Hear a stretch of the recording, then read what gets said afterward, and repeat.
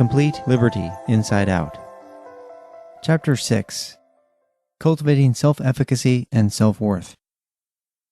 Self-Esteem and Potential Pitfalls.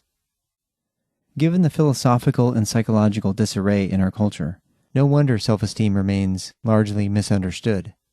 Some even claim that it's a dangerous or useless concept, given the research on the subject claiming that so-called psychopathy or sociopathy is correlated with high self-esteem. Clearly, when self-esteem is ascribed to behaviors ranging from fawning praise of self to deceiving and injuring others, we know something is amiss. Again, self-esteem is simply the evaluative aspect of self-concept. As we've covered, it's a combination of self-confidence and self-respect, or of mental efficacy to cope with life's challenges and a feeling that one is worthy of happiness. This also entails honoring these same qualities in others, because to hold a double standard in this realm is not indicative of integration. In addition to providing the above description, Nathaniel Branden explained the essential components and practices of self-esteem in his book, The 6 Pillars of Self-Esteem: the practice of living consciously, the practice of self-acceptance, the practice of self-responsibility, the practice of self-assertiveness, the practice of living purposefully, and the practice of personal integrity. Notice that these are all described as practices. When we engage in these practices to meet our need for self-esteem, we strive to live consciously and respect facts. We accept our basic nature as humans, including fallibility, and we have compassion for ourselves. We take responsibility for what we do and what we say, and the choices we make, in line with honoring our reasoning and volitional capacities. We say yes when we want to, and no when we want to, in line with our likes and dislikes, and honestly expressing what's alive in us. We set goals and work at achieving them, in line with enriching our lives and following our bliss. We strive for consistency, congruence between what we say and do, which enables us to integrate an enlightened self-concept. All these practices indeed reflect a degree of self-understanding that most of us were never explicitly taught. Oftentimes, we were shown quite different models of how humans operate, quote, in the real world. In this way, self-esteem is a bit of a novel concept for humanity, which partially explains things culturally.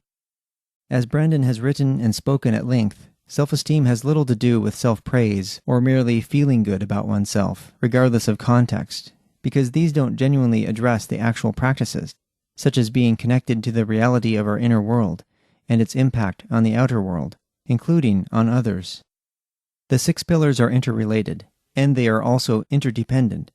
They are useful ways to examine the nature of self-concept, which concerns who one thinks one is and what one thinks is possible for oneself. Self-concept is the mental foundation upon which we meet our need for self-esteem. So, naturally, if we have a view of ourselves as hindered in thinking logically, not able to attain clarity and make sense of things, or if we have a view that happiness and achievement of values aren't possible, then our self-esteem will suffer.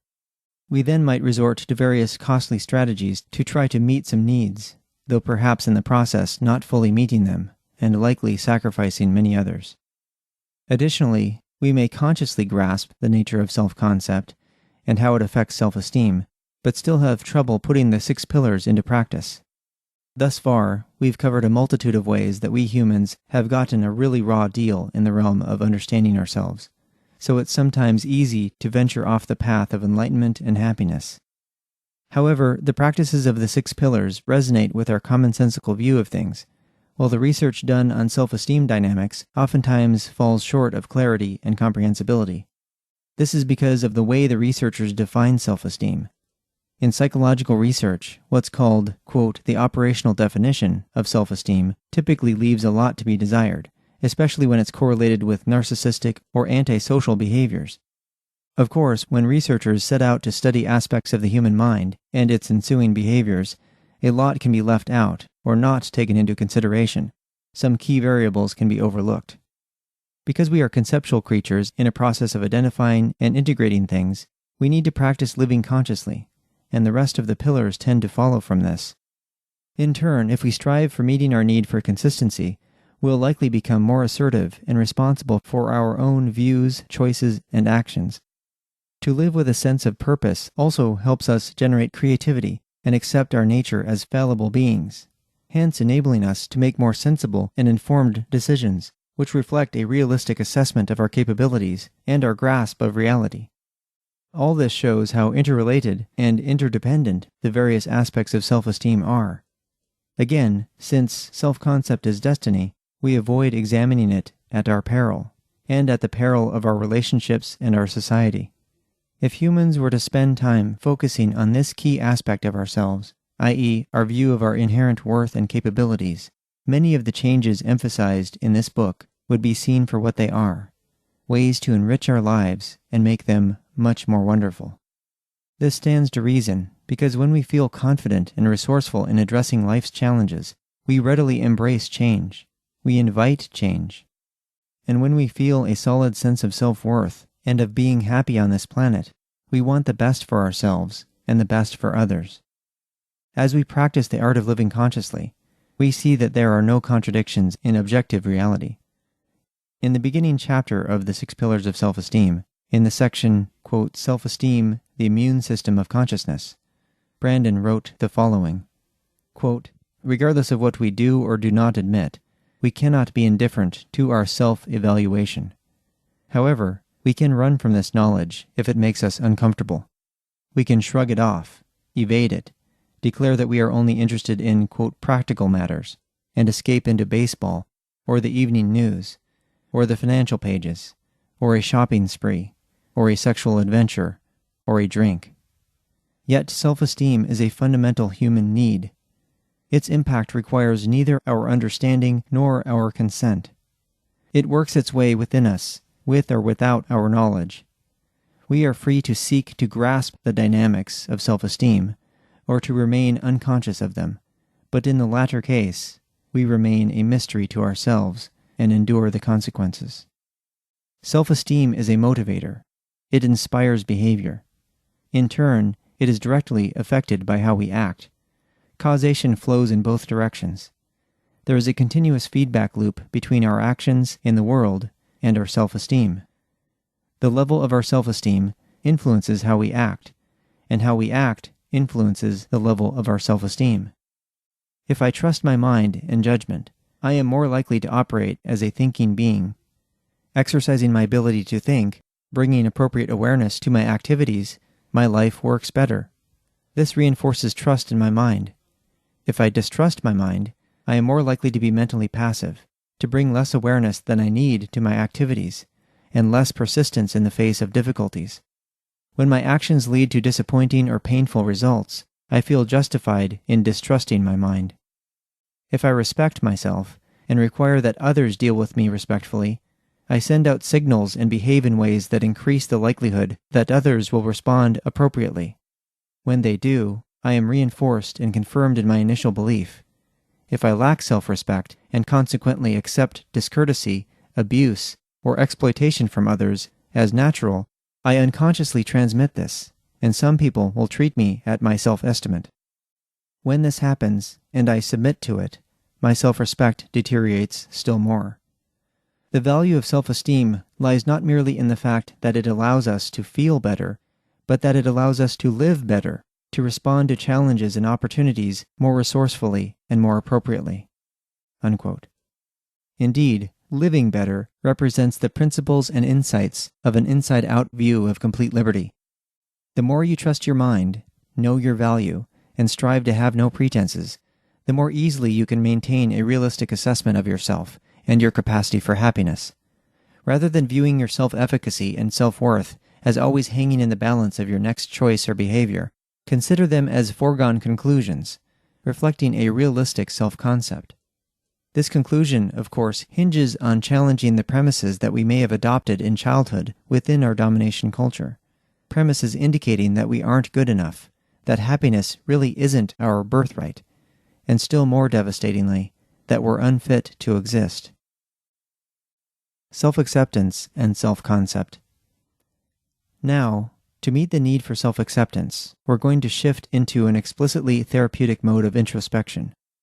Here, distorted self-concept premises can be brought into full view, inspected, and replaced with new premises, which foster new behaviors. Our subconscious view of self typically reveals itself in our feelings. Thoughts about ourselves reverberate in our emotions. The written exercises below explore the practice of self-acceptance, which also entails self-empathy and self-compassion. As you reflect on your premises and ensuing emotions, notice that you are healing essentially what has kept countless individuals in society in their present condition, a fragmented and conditional relationship with oneself and one's emotions.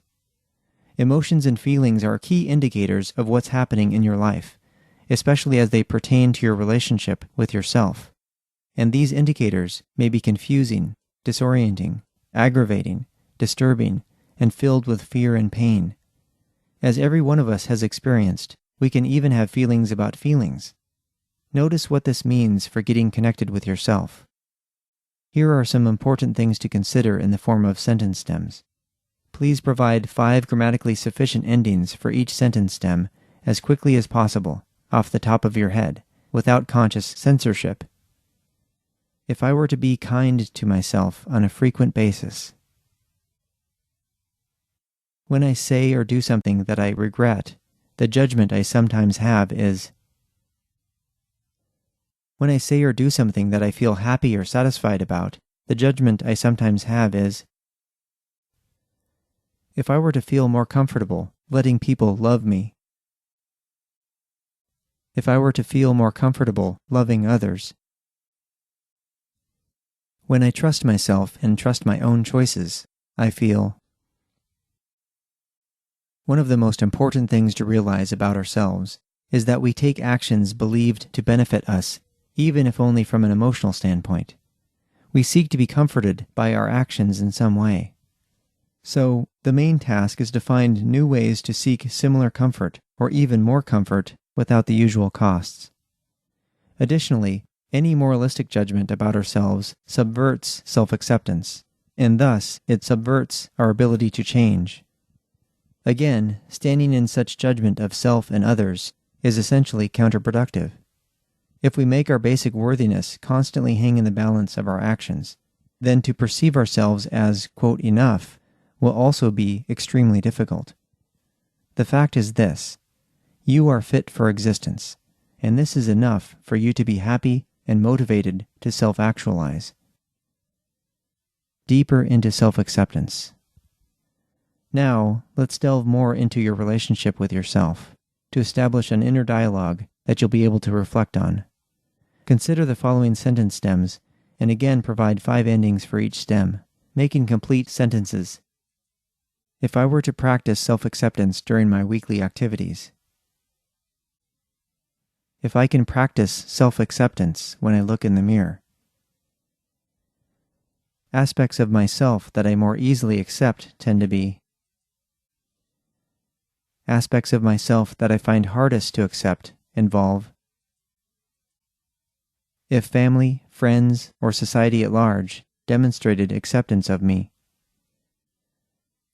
If I can accept myself fully, regardless of what others believe.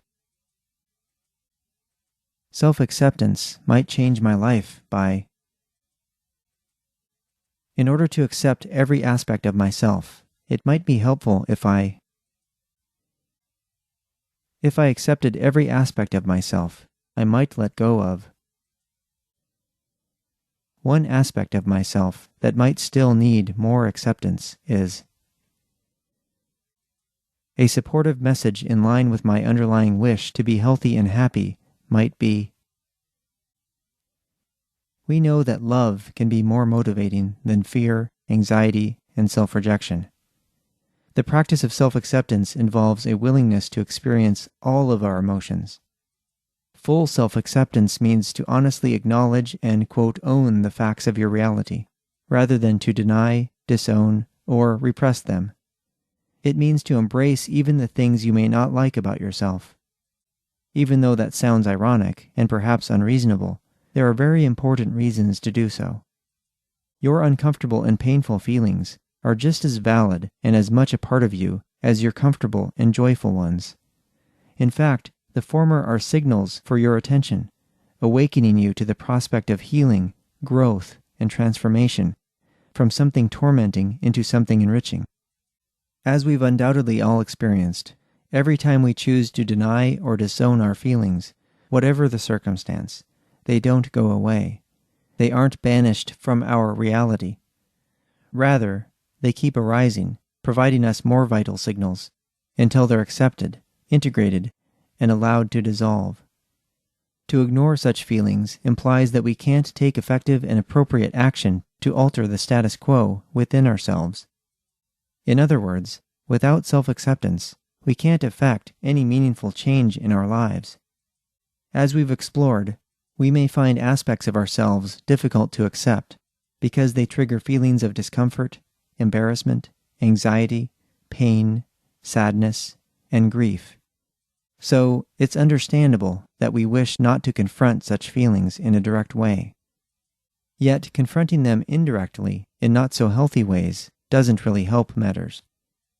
Perhaps you don't think you're able to stay connected with these emotions. That thought, too, can be challenged. Whatever the discomfort you experience, you can indeed challenge an habitual impulse to dissociate and shift your awareness, to escape, reject, deny, or disown these aspects of yourself. You can shift to a posture of self-empathy and self-compassion, which is like a big, safe cushion to catch your fall.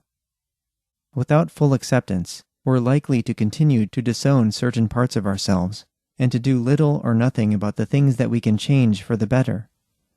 As ironic as it sounds, the key is to fully accept the things that you may dislike about yourself.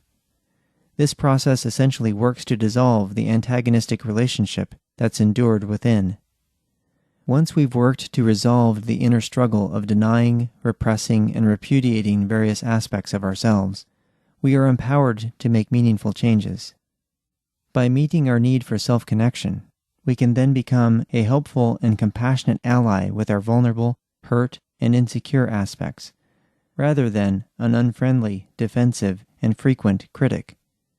By accepting things as they are within us right now, we can gain the clarity to strategize how to implement the meaningful changes that will align with our goals for health and vitality.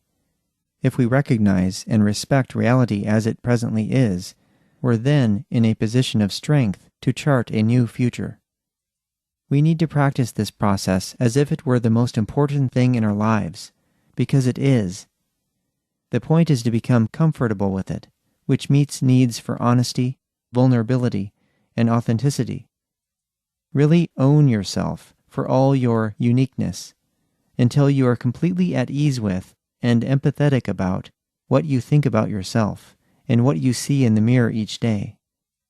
Even though we probably didn't get or see this kind of nurturing in childhood, our goal now can be to feel really well via accepting ourselves unreservedly. As noted, there are definitely things that you accept about yourself right now. Various personality traits, skills, talents, abilities, cognitively, emotionally, and physically. No one else on the planet is exactly like you. Each of us is unique in various ways. Ultimately, though, our worth as persons means more than simply how we appear at any given moment to self and others, and what we can do. Honoring self-worth. The very fact of our existence makes us worthy of all that life has to offer. The very fact of your existence makes you worthy of all that life has to offer. As you reflect on this, notice what you're feeling. In the process, you may notice certain thoughts that accompany your emotions.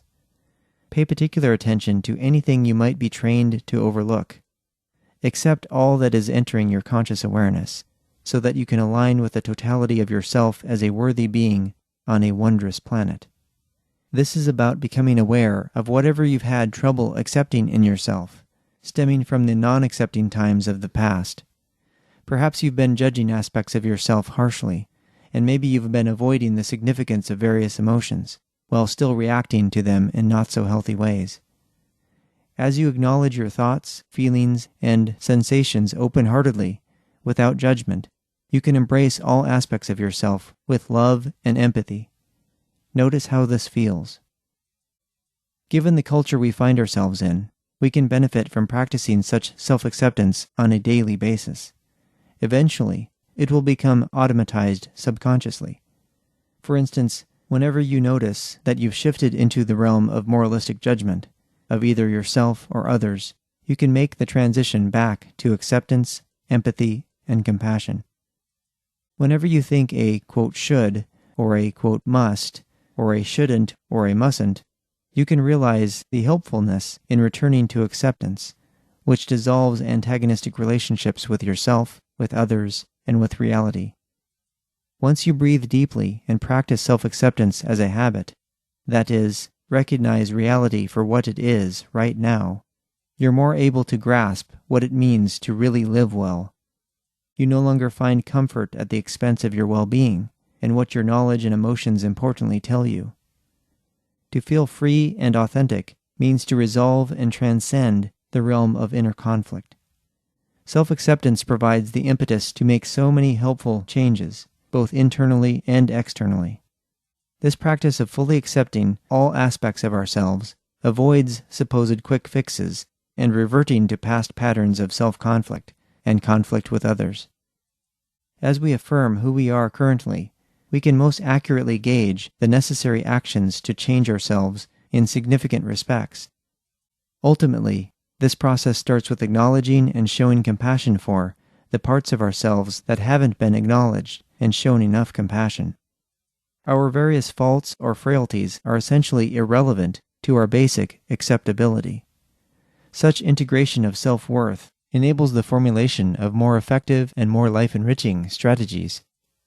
By changing the way we view ourselves and our past choices, we're able to achieve much more of what we desire, what we truly want. Letting go of old strategies and devising new ones. Since the psychology of complete liberty is about mental liberation instead of mental enslavement, let's delve into it even more by examining more of the things we might be telling ourselves. Our everyday thinking might be tragically fostering less liberation and more enslavement. In our childhoods, we encountered lots of demand-oriented and deserve-oriented thinking, made known in statements and behaviors. In order to survive safely in the family, we complied in various protective ways. While this tended to sacrifice our needs, such as autonomy, equality, fairness, and choice, it also tended to get some connection needs met, albeit with varying amounts of resentment, conflict, and despair. Identify the various moralistic shoulds and shouldn'ts that you may have been imposing on yourself either lately or in the past, both consciously and subconsciously. Here's a table in which to put the salient ones. I should. I shouldn't. How much of these injunctions hindered the process of achieving the goal of a healthy self-concept, and how much have they interfered with your flourishing?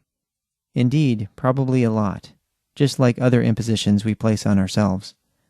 After all, they stem from a demanding, non-accepting relationship with ourselves and with reality. As noted, from an early age, we were admonished to do and not do various things, oftentimes with threats of punishment and love withdrawal if we didn't do as we were told. This is likely when we learned, over time, not to be in a very accepting and loving relationship with ourselves, which made it harder to develop strategies and habits that better served our lives and well-being. Because traumatic experiences left us with a sense of powerlessness, this made healing and growing psychologically difficult. With the knowledge we now have, and the exercises we've done thus far, I invite you to make a list of things you'd like to achieve for yourself in a nurturing way. While in a relaxed, semi-meditative state, complete the sentence stem below with 8 to 10 endings every day for a week. While practicing self-acceptance, one of the things I'd like to achieve is: maybe you felt uncomfortable, depressed, anxious, fearful, stressed, worried, annoyed, while contemplating small changes in your life, or major ones. Maybe you felt distressed after making a change to your regular regimen, or about implementing something healthier, like it's some sort of duty, obligation, or burden. Quote, I shouldn't have to do this, I just want to be carefree. Well, consider that this is in fact the predicament that most humans find themselves in emotionally, so you're certainly not alone. Every single person starts at where they are presently to to get to a new place in life, either internally or externally. Turns out, there are lots of supplemental pleasures to experience as you shift your strategies to bring more enrichment into your life. Here's an opportunity to identify such supplemental pleasures, as they come to mind with the following sentence stem. A pleasure that can provide both short-term and long-term benefits for me might be: maybe at some point, again, you might feel uncomfortable, depressed, anxious, stressed, irritated, worried, after changing to patterns that better incorporate your well-being. Similar to the previous changes you've implemented, perhaps you're uncertain about how long they can last. Really seeing yourself, perhaps beneath the accumulated emotional layers of rejection, judgment, denial, criticism, blame, guilt, and shame, can be quite challenging in our culture, which unfortunately is one that promotes denial, dissociation, and distraction. Indeed, with such intimacy comes vulnerability. To see past such layers of evaluation entails self-empathy, and self-empathy entails bringing a helpful level of awareness and understanding to your inner turmoil and discomfort, realizing that these emotions are important indicators of inner parts that need more compassionate connection. Contrary to popular belief, no one was ever brought to a higher level of psychological functioning with condemnation and punishment. Getting what we really want. Self-acceptance is the ultimate test of respect for the facts of reality. To identify and know what is, without approval or disapproval, demands or judgments. If you're feeling stressed, for instance, realize that you're probably in need of comfort, ease, and empathy. Breathe into your feeling of stress and these nourishing needs that have been awakened to generate a calm return to your center of self-acceptance. To be in an adversarial relationship with your own experiences, after all, can grant power to thought patterns that don't serve your life in the way you most like, and it can weaken thought patterns that do. Remember to begin by accepting where you are now, which might include accepting your resistance to accepting various things that you don't like. As Brandon has noted, we cannot leave a place we've never been. So, if you can accept where you are now, you can begin to change in ways you want. Also, we can be just as frightened of our amazing potential as we can be frightened of our weaknesses, likely because, when we were young, our acts of self-assertiveness might have been disapproved of, discouraged, or punished. So it's an act of courage to see what you see, and to know what you know, and to recognize that your self-worth is beyond moralistic judgments of goodness and badness. When we look at ourselves, we need to really see ourselves from a place of conscious awareness, free of such judgment. We need to be on our own side, like a close and caring friend. We can implement strategies that meet all of our needs, in the short term and in the long term. This inner attention reveals the fact that we can empower ourselves. Power is not something external to ourselves, like we might have learned in childhood, something for others to wield against us, and for us to return the, quote, favor later on. The more we can connect compassionately with our disempowered aspects, the more we can heal and empower ourselves. As we've explored thus far, we've typically been trained in the power over others dynamic, which also trains us to develop a similar relationship within ourselves.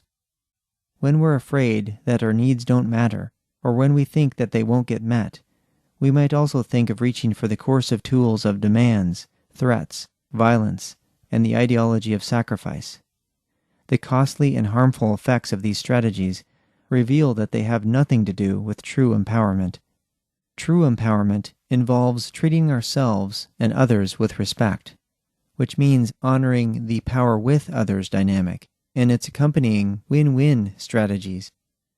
When we share in mutual empowerment to meet human needs without sacrifice, we are expressing the ultimate life force within us. Instead of frustration of desires and unfulfilled needs, we can seek the synergy of holding everyone's dignity with equal care and each other's personal experiences with consideration. Granted, this is sometimes not an easy process, let alone a familiar one, as we look around in the culture. filled as it is with so much human sacrifice. An extraordinary way of understanding and dealing with this process is via the methodology of nonviolent communication. In addition to exploring the nature of sacrifice in the next chapter, we'll examine nonviolent communication explicitly and learn how to become fluent in a language that serves everyone's life